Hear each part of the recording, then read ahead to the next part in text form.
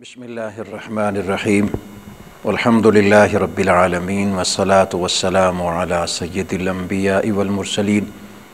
आज की तिलावत में सूरह तौबा की आयत नंबर 94 और सूरह यूनुस और सूरह हूद की आयत नंबर 49 तक तिलावत शामिल है। सूरह तौबा में जो मौजू चल रहा था वो उन लोगों की माज़रत है जो अल्लाह के रास्ते में निकले लेकिन किसी बहाने से उन्होंने अपने आप को वापस कर लिया, यानी जिहाद के लिए निकले और वापस कर लिया, तो वो उसके बाद फिर उज़र पेश करने लगे, तो उनके उस उज़र का ज़िक्र है। और फिर अल्लाह रब्बुल इज़्ज़त ने जो अराबी हैं यानी बद्दू लोग जो मदीना के आस पास भी उस जंग में शरीक हुए, उनकी मुख्तलिफ़ किस्में बयान फरमाएँ। कुछ तो वैसे हैं जो बिल्कुल ही मुनाफिकीन के साथ हैं और कुछ ऐसे हैं जिनके इल्म में नहीं है लेकिन वो बाद में हकीकत पर जो है ना वो अल्लाह करीम से माफ़ी के तलबगार हुए, उनका ज़िक्र है। फिर मुहाजिरीन व अंसार के वो लोग जो सबसे पहले मुसलमान हुए और अल्लाह रब्बुल इज़्ज़त के हुक्म के मुताबिक रसूल खुदा सल्लल्लाहु अलैहि वसल्लम की इत्तबा में रहे, वो कामयाब ठहरे। और फिर इरशाद फरमाया जो गुनाह के इतराफ़ कर लेते हैं उनको अल्लाह रब्बुल इज़्ज़त माफ़ कर देता है। और सदका हज़ूर सल्लल्लाहु अलैहि वसल्लम से इरशाद फरमाया सदका भी लीजिए और उनके लिए जो लोग सदका अल्लाह के रास्ते में देते हैं उनके लिए भी दुआ भी कीजिए।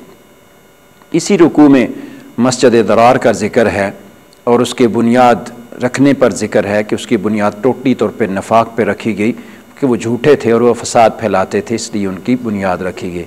मस्जिद कुबा का ज़िक्र है कि ये तकवा की बुनियाद पर है और यहाँ पे अल्लाह रब्बुल इज़्ज़त ने कुबा वालों की ख़ास क्वालिटी को ज़िक्र किया।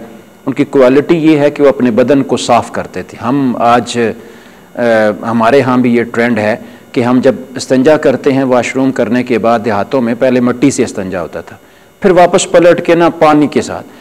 तो ये सबसे पहले कुबा की बस्ती वालों ने ये एक अंदाज़ अख्तियार किया था, तो उनका अल्लाह करीम ने यहाँ पे उनकी तहारत का और तहारत की पसंदीदगी का इजहार भी किया और इसी वजह से उनको तकवा के ऊपर आने को कहा कि वो तकवा पे हैं, वो उनकी बुनियाद तकवा पे है, मस्जिद कुबा की भी। और अगले रुकू में अल्लाह रब्बुल इज़्ज़त ने इरशाद फरमाया कि अल्लाह ने मोमिनों की जानों को ईमान के बदले में ख़रीद लिया है, यानी उन्होंने पसंद किया कि वो अल्लाह ताला की ज़ात पर ईमान ले आएँ, तो अल्लाह रब्बुल इज़्ज़त ने उनके जान और माल को जन्नत के बदले में ख़रीद लिया है।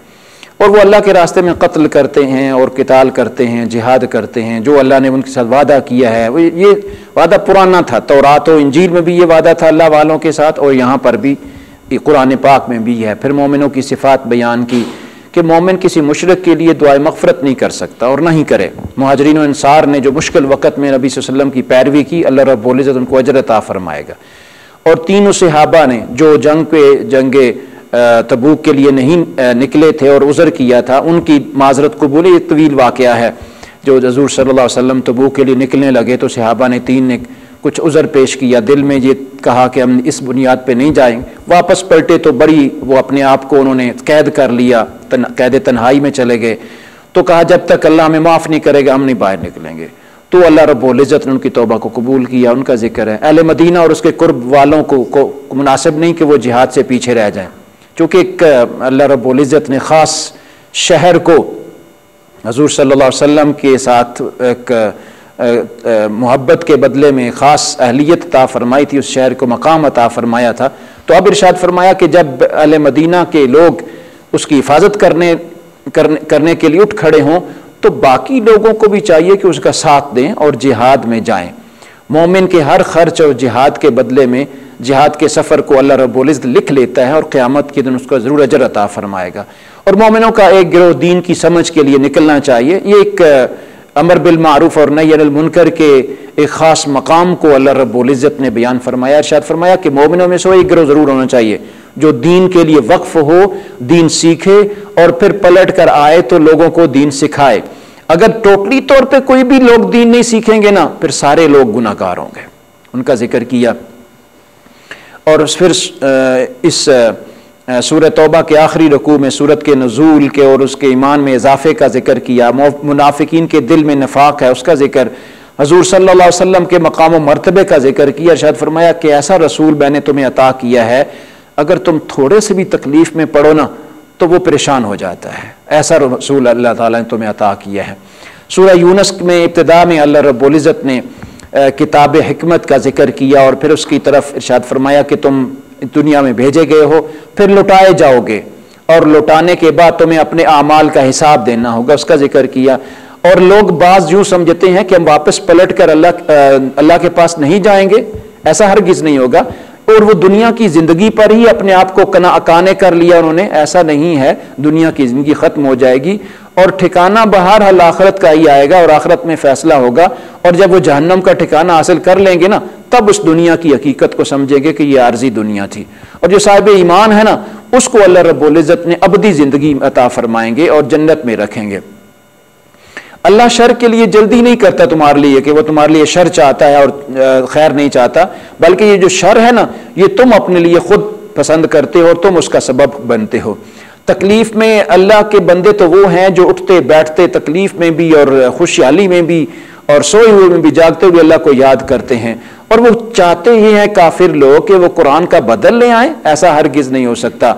रसूलुल्लाह सल्लल्लाहु अलैहि वसल्लम ने तो एक उम्र तुम्हारे दरमियान गुजारी है, उन्होंने कोई ऐसी बात नहीं की कि वो तुम्हारे दरमियान हक के साथ नहीं बना के हक के साथ नहीं भेजे गए, बल्कि वो हक के साथ भेजे गए हैं। और अल्लाह ने ये कुरान नाजिल किया और रसूलुल्लाह सल्लल्लाहु अलैहि वसल्लम के सदर अतर पर तुम्हारी तरफ नाजिल किया है।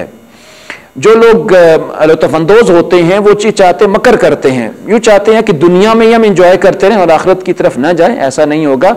वो ज़ात है अल्लाह करीम की ज़ात जिसने तुम्हें भी पैदा किया है और तुम खुशकी को भी पैदा किया, तरी को भी पैदा किया। सैर करो, देखो कैसे कैसे अल्लाह रब्बुल इज़्ज़त ने मकामात पैदा किए हैं। कभी तुमने समुंदर में चलती हुई बड़े बड़े जहाज़ों को देखा, शिप्स को देखा, कितना सामान उठा के लेके जाते हैं, वो अल्लाह रब्बुल इज़्ज़त ने मुसख्खर कर दिए तुम्हारे लिए। और ये दुनिया की जिंदगी तुम्हारे लिए इसी तरह इस सफर की तरह ही है कि तुमने सफर में थोड़ी देर ठहरना है और फिर वापस पलट आना है।